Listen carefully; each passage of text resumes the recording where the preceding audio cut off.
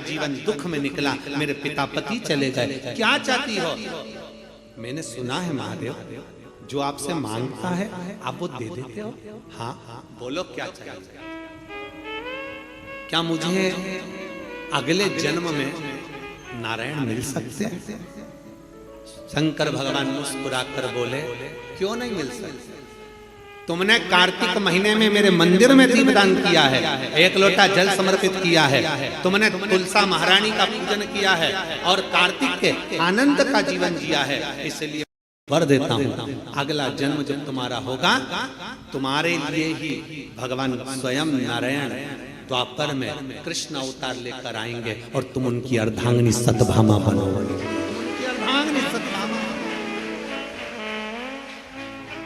ये पुण्य हमारे जीवन का एक आनंदमय पुण्य है। सतभामा जी ने कई बार भगवान कृष्ण से पूछा, ये पुण्य की प्राप्ति, ये सुंदर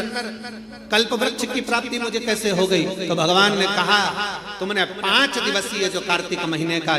कृष्ण पक्ष का जो आनंद और शुक्ल पक्ष का जो आनंद लिया है, उसका ही फल ये। और उसी कार्तिक के महीने की दीपावली पर्व, लोग कहते हैं दीपावली एक दिन की है। शिव महापुराण की कथा में, स्कंद पुराण के अंतर्गत शास्त्रों में वर्णन आता है कि देव दीपावली में भी पीछे पचवीगन स्नान का फल मिलता है और कार्तिक महीने की इस अमावस्या के अंतर्गत भी 5 दिवसीय दीपावली महापर्व का आनंद मिलता है। धनतेरस, रूप चौदस, दीपावली, पड़वा और दुर्ज, ये 5 दिन तक दीपावली महापर्व चलता है। दीपावली महापर्व में हम क्या कर सकते हैं?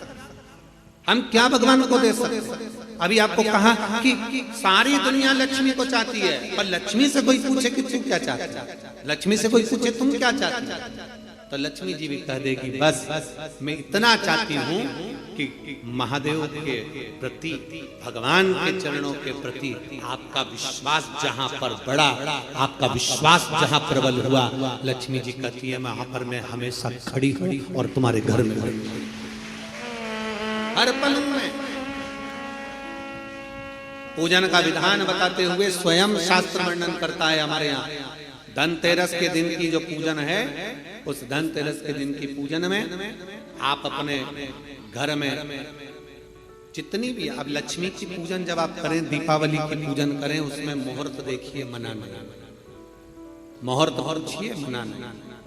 कोई मुहूर्त लिखा हुआ है उसका स्मरण करें। धनतेरस की पूजन करने में, रूप चौदस की पूजन करने में, पड़वा की पूजन करने में, दूज की पूजन करने में आपको मुहूर्त की जरूरत नहीं। आप तो प्रदोष काल, शाम का जो प्रदोष काल का समय होता है, उस समय पर बड़े प्रेम के साथ में, आनंद के साथ में, एक सुंदर आनंद से अगर घर में मार्बल या कोटा फर्श वगैरह लगा हो तो कपड़े से ही पोंछ लो, और अगर कच्चा मकान हो तो गोबर से थोड़ा सा लीप कर सुंदर आनंद के साथ में भगवान का जहाँ मंदिर, देवालय, शिवालय है, बड़े आनंद से आपके घर में जो पूजन का जगह है, उस पूजन के जगह पर थोड़ा सा लीप कर या कपड़ा फेर कर वह आनंद के साथ एक सुंदर चौक पूर लीजिए और चौक पूर कर उसमें थोड़ा सा चावल दाना या गेहूं का दाना रखकर उस पर एक चौरंग, चौकी, पाटा, जो भी आप रख सकते हो उसको रखकर एक सुंदर वस्त्र बिछाकर एक सुंदर सी थाली में स्वस्तिक कंकु के रोली का एक स्वस्तिक बनाइए, बनाकर उसको थाली के ऊपर, उसको पाटे के ऊपर जो कपड़ा बिछा है उसके ऊपर रख दीजिए। रखकर घर में कोई चांदी का सिक्का हो, चांदी का सिक्का ना हो, चांदी का कॉइन ना हो, तो अपना जो कॉइन आता है, 1 का सिक्का, 2 का सिक्का, जो भी कॉइन आता है वो रख दीजिए। और रखकर उसको जो मोली आती है, लच्छा बांधने वाला, हाथ में बांधने का जो नाड़ा आता है, मोली होती है लच्छा, उससे उसको हल्दी लगाकर लपेट दीजिए और बाबा को उस थाली में रखकर सुंदर आनंद के साथ में माता लक्ष्मी का स्मरण करते हुए 7 दिए घी के, लंबी बाती, एक दिया तेल का दिया लक्ष्मी जी के लेफ्ट हैंड। जैसे लक्ष्मी जी को जब पूजन करने बैठोगे तो लक्ष्मी जी का मुख आपकी ओर होगा कि नहीं होगा? आप ऐसे बैठे हो तो लक्ष्मी का मुख आपकी ओर, तो दिया आएगा इस ओर। मतलब आप जब पूजन करने बैठोगे तो आपका जो सीधा हाथ होगा, लक्ष्मी जी का वो उल्टा, उस उल्टे हाथ की ओर एक तेल का दीप लगाकर लंबी बाती का, और 7 दिए लंबी बाती के घी के आटे के दिए, वो एक प्लेट में एक थाली में रख लीजिए। पूजन का सामान कंकु, चावल, रोली, मोली, हल्दी की गांठ, अमरवेल, कमलगट्टा, खड़ा धना, गुड़, ये सब सामग्री रखकर, कुछ भोग लगाने की सामग्री, कुछ धूप बत्ती आदि इत्र आदि सामग्रियां रखकर, पुष्प आदि रखकर, जो क्वाइन तुमने रखा है, सिक्का तुमने रखा है, 7 दिए सीधे हाथ पर लक्ष्मी,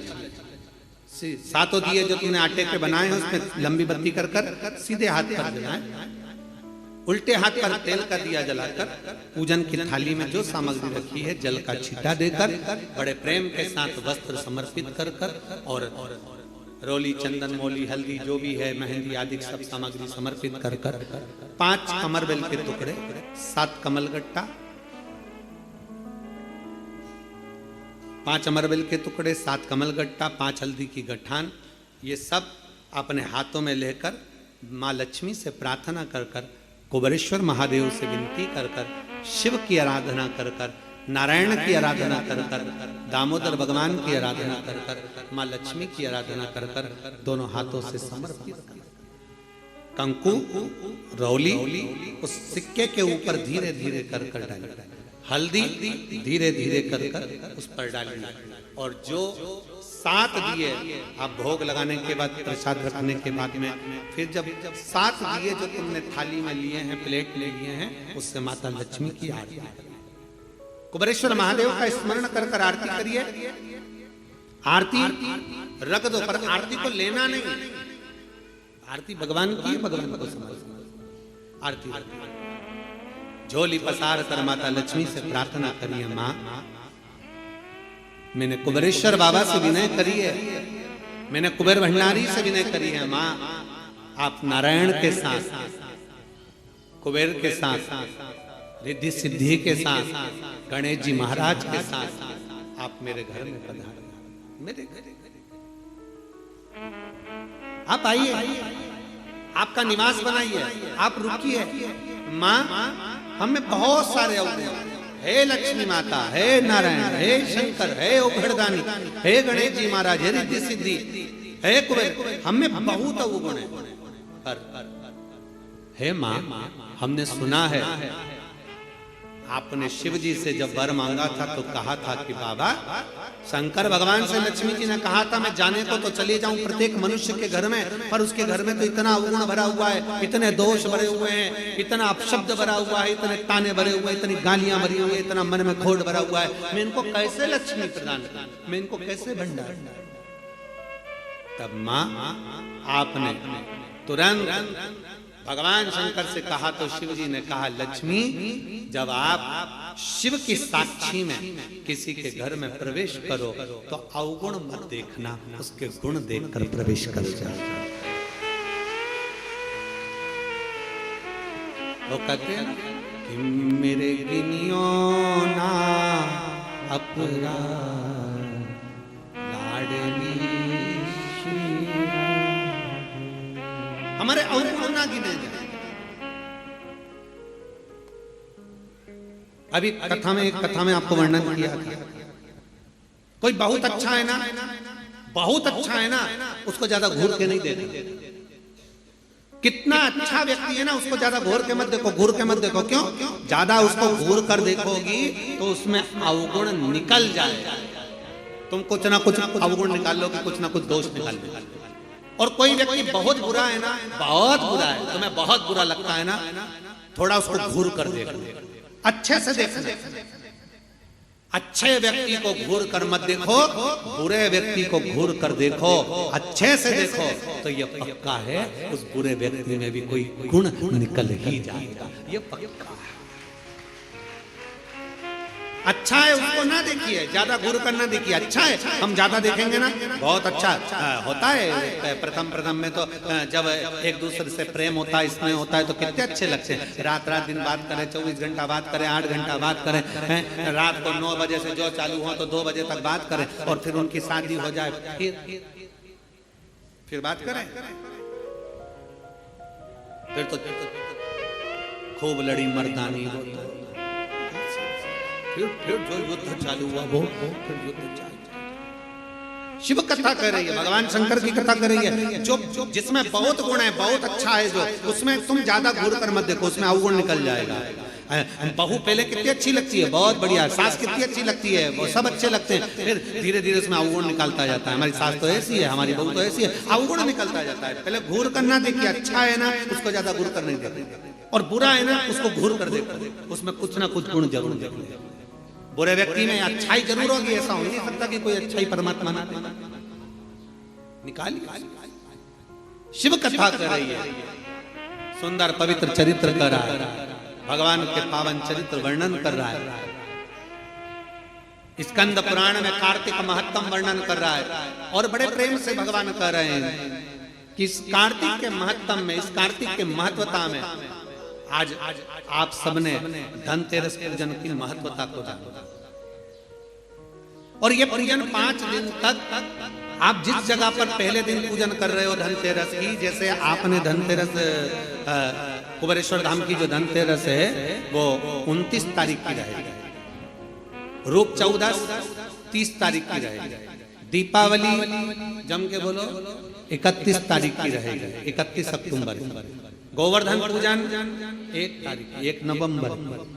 ऐसे 2 तारीख, ऐसा क्रम सुंदर यहाँ कुबेरेश्वर धाम की धरा पर रहे। तो आप लोग जो पूजन करेंगे